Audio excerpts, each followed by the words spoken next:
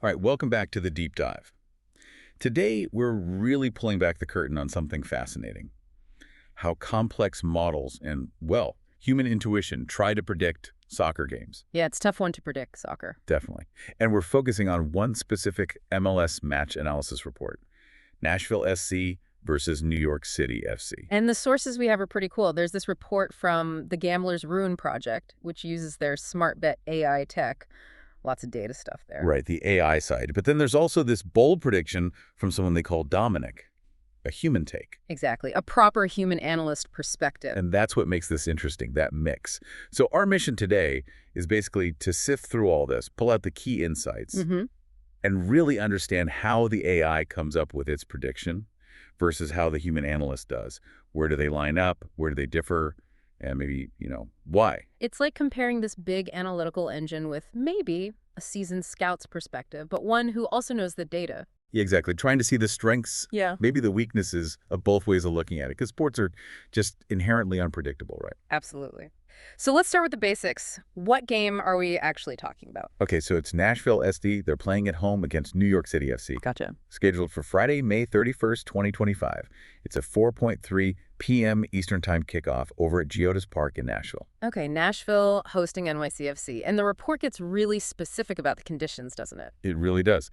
Predicted 79 degrees Fahrenheit, mostly sunny, but here's the kicker. Possibility of thunderstorms. Oh, interesting. Yeah. Wind from the northwest at 12 miles per hour, but gusts potentially hitting 28 miles per hour. Wow, 28-mile-per-hour gusts. That could affect things. Totally. Humidity, 48%, dew point 56 degrees. There's a 40% chance of rain, about 0.04 inches predicted. 35% cloud cover, 9 miles visibility, really detailed. That level of detail is something else. Things like wind gusts, humidity, they might seem small, but like Dominic mentions later, wind can impact set pieces, heat and humidity affect stamina. Right. These environmental bits can actually be pretty significant inputs, whether it's for an AI model or a human thinking it through. Yeah, that 28-mile-per-hour gust number really stood out to me too. What about injuries? Does the report mention who's out? It does. For Nashville, the home team, they're missing 2 forwards, Maximus Eck and Tyler Boyd, both with knee injuries. Okay, 2 forwards out for Nashville. And for NYCFC, midfielder James Sands is out with an ankle injury. Looks like he's not expected back until mid-July, maybe the 15th. So a key midfielder missing for a while. Yeah. And also, forward Malachi Jones is out with a lower leg issue. So definitely some important players sidelined, particularly in attack and midfield for both teams. Okay, that's good context to have. So now let's dive into the engine behind part of this prediction. The SmartBet AI. What exactly is it? Right, so SmartBet AI is described as this comprehensive prediction engine built specifically for MLS. And its core is what they call a hybrid architecture. The hybrid. Meaning it uses different types of prediction methods together. So for predicting the number of goals, like a count, it uses something called Poisson regression. It's a statistical method good for that kind of thing. Okay, Poisson for goal counts. But then for predicting the actual match result, home win, draw, or away win, it uses machine learning classifiers. These are designed to categorize outcomes. Got it. So goal count prediction and result category prediction are handled differently. Which machine learning models does it use for the result? The report mentions a few heavy hitters: random forest, gradient boosting, specifically XGBoost, and also a multi-layer perceptron, which is a type of neural network. Okay, so a mix of different ML approaches. Exactly. Using multiple types helps it, potentially catch different patterns in the data that one single model might miss. Makes sense. What else does this SmartBet AI model factor in? What other features or techniques are under the hood? Oh, it's quite a list. They seem to throw a lot at it. Besides the core models, it uses things like bootstrapped Poisson models for expected goals. Bootstrapped. What's that? It's basically a simulation technique. You resample your data many, many times, like thousands, to get a better sense of the range of possible outcomes and make your estimates, like expected goals, more reliable. It helps quantify uncertainty. Okay, so simulations for better goal estimates. What else? Dynamic ELO ratings. You probably know ELO from chess. It's a system that measures team strength based on who they beat and lose to, constantly updating. Right, like a power ranking. Exactly. Then there's a bunch of team features. Recent form, like points per game, expected goals, XG, the usual home away advantage, how many players are injured, goal efficiency stats. And interestingly, they even take market betting odds, convert them into probabilities, and use those as inputs. Huh. So they're using the wisdom of the crowd, sort of. Kind of, yeah, leveraging that market signal. And they also mention some advanced stuff for training the models better, like using SMOT. Yeah, it helps handle class imbalance. So if, say, draws happen way less often than home wins in the historical data, SMOT helps balance things so the model doesn't just default to predicting home wins all the time. Ah, okay. Makes sense. And they use grid search for hyperparameter optimization, basically finding the best settings for the machine learning models automatically, plus data cleaning stuff like fuzzy matching for team names to avoid errors. Wow, okay. That is a lot going on in there. It's not just plugging numbers into one simple formula. Definitely not. It's quite sophisticated. Okay, let's start looking at what these different parts actually predicted for this match. You mentioned ELO ratings. How did Nashville and NYCFC stack up there? Right, ELO. Remember, it changes after every game based on the result and opponent strength. Beating a strong team gives you a bigger boost than beating a weak one. Okay. It's useful because it reflects current strength, factoring in who you've played. For this match, the report gives Nashville SC home at 1,502.96. Just over the baseline 1,500. Yeah. And New York City FC away at 1,510.55. So NYCFC slightly higher rated based on ELO. Slightly, yeah. Suggests they've had marginally better results against tougher opponents, according to that system. Interesting. Okay, slight edge to the visitors on ELO. Now, what about the goals? The Poisson regression model you mentioned. Okay, so the standard Poisson regression, the one good for predicting counts like goals, it predicted. Home goals, Nashville, at 1.32. 1.32. And away goals, NYCFC, at 1.04. Okay, so predicting a tight, low-scoring game, but maybe Nashville slightly more likely to score? That's the basic Poisson take, yes. But then there's the bootstrap Poisson. Right, the one with the simulations. How did that change things? So the bootstrapped version runs, in this case, 1,000 simulations based on those goal rates to give a better feel for the uncertainty. It doesn't just give one number. And what did those simulations average out to? The average predicted home goals came out slightly higher at 1.41. Okay, 1.41. With a 95% confidence interval from basically 0.0 up to 4.0 goals. Whoa, 0 to 4 is a big range. Yep, it is.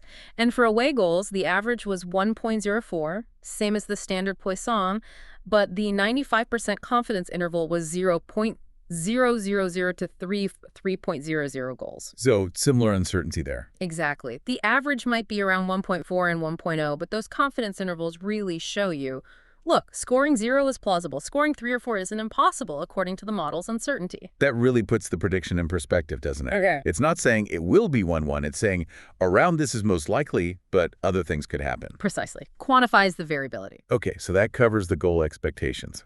Now, what about those machine learning classifiers, the ones predicting the actual win, draw, or lose outcome? What do they say individually? Right. These models look at all the features, ELO, form, odds, injuries, etc., and try to classify the result. And here's where it gets interesting. Uh-oh. The random forest model predicted home win for Nashville. We get one for Nashville. The XG boost model predicted draw. A draw. Okay. The MLP neural network also predicted draw. Another draw. And then the light GBM model predicted home win for Nashville. Wow. So 2 for a home win, 2 for a draw. They're split right down the middle. Exactly. Even powerful models like XG Boost and Light GBM, often seen as top performers, disagreed here. One says draw, the other says home win. What does that tell you? When the models themselves can't agree like that. It strongly suggests the signals in the data for this particular match aren't pointing overwhelmingly in one direction. It implies it's likely a very tightly contested matchup, finely balanced, where different algorithms latch onto slightly different patterns and end up tipping one way or the other. That makes sense. It reflects the difficulty of the prediction itself. So if the base models are split, how does the SmartBet AI come up with a single final prediction? That's where the stacked ensemble method comes in. Stacked ensemble. Okay. Think of it like this. Instead of just picking one model, it takes the predictions from all of them, the random forest, XG Boost, MLP, Light GBM, and feeds those predictions into another model, a meta model. This meta model learns how to best combine the inputs from the base models. So it learns which models to trust more, maybe? or how to weigh their conflicting opinions. Essentially, yes. It tries to leverage the strengths of each to hopefully get a more robust prediction overall. Smart. Yeah. Okay, so what was the final verdict from the stacked ensemble after considering all those inputs? The final stacked ensemble prediction is home win for Nashville SC. Okay, so despite the split, the combined approach leaned towards a home victory. It did, but there's one more piece from the AI side, the Monte Carlo simulation. Right, you mentioned that. How does that fit in? Is it different from the ensemble? It is. The Monte Carlo simulation gives you a probabilistic view. It takes those predicted goal rates, probably the bootstrapped ones, around 1.4 home, 1.0 away, and simulates the match thousands of times. 10,000 times in this case. It plays the game 10,000 times mathematically? Basically, yeah. In each simulation, it randomly determines the goals scored by each team based on their probabilities, records the result, win, draw, lose, and then tells you how often each outcome occurred over all those simulations. Okay, so what were the probabilities it came up with? The Monte Carlo simulation results showed home win probability, 42.85%. Okay, most likely, but less than 50-50. Exactly. Draw probability, 27.46%. And away win probability, 29.69%. So away win actually slightly more probable than a draw in the simulations. Yeah. Interesting. And it also gives probabilities for specific scores. The most common ones in the 10,000 runs were 1-0 Nashville win, 12.86% probability. Okay.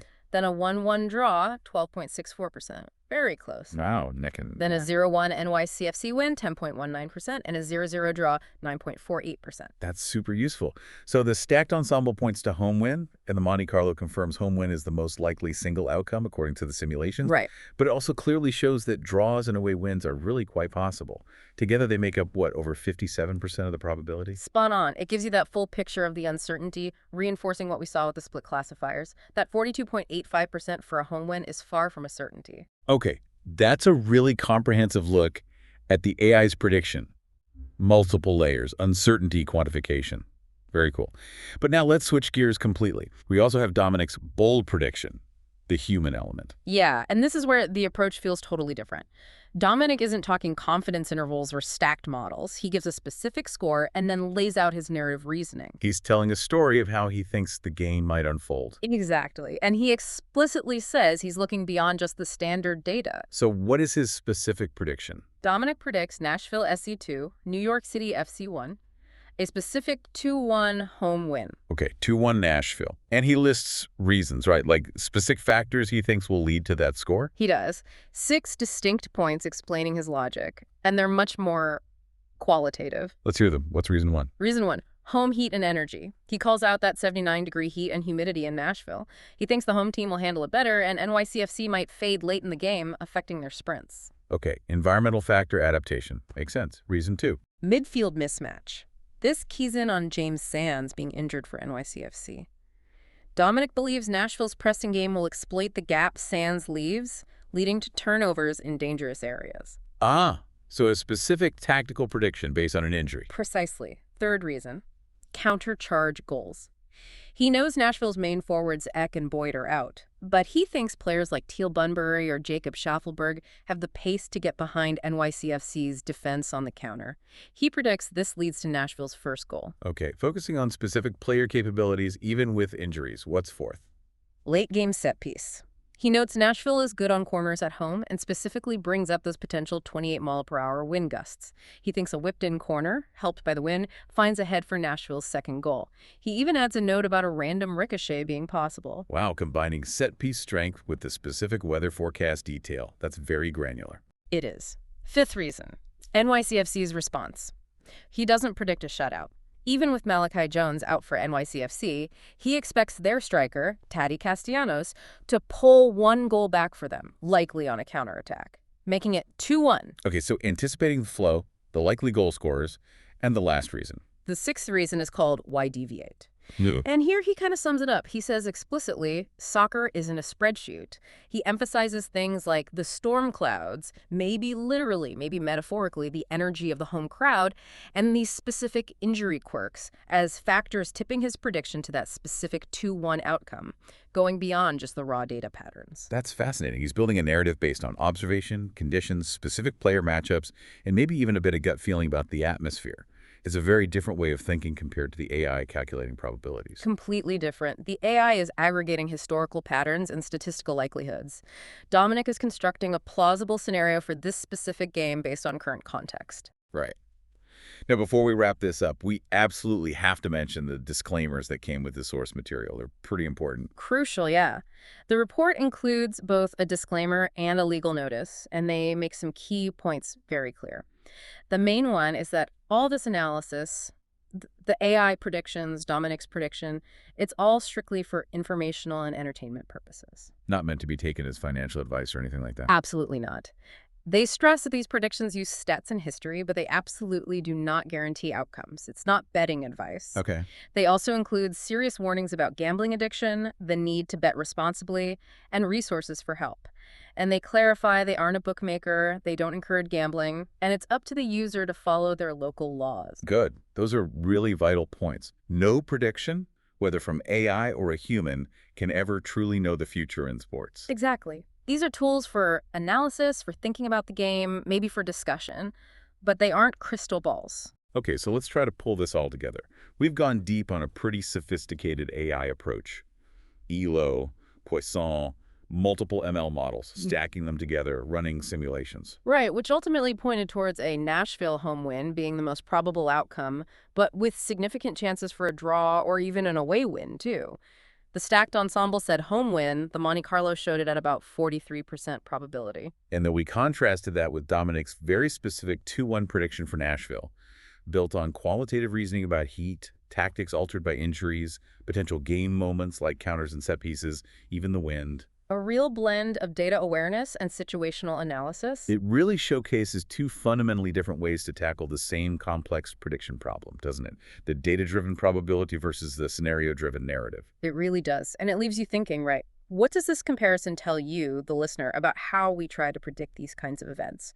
How well can these complex AI models truly capture subtle, real-time factors like, say, how exactly 28-mile-per-hour wind gusts might affect a corner kick versus how an analyst imagines it? Yeah, or how the specific absence of one midfielder changes the tactical dynamic in a way that data might capture as just +1 injury, but an analyst sees as a key vulnerability. Exactly. How much does that human intuition, that contextual understanding of the game's flow and specific matchups really add on top of what the data alone can tell us? Is one approach better, or do they just offer different kinds of valuable insights? Great questions to chew on. Something to think about long after you finish listening.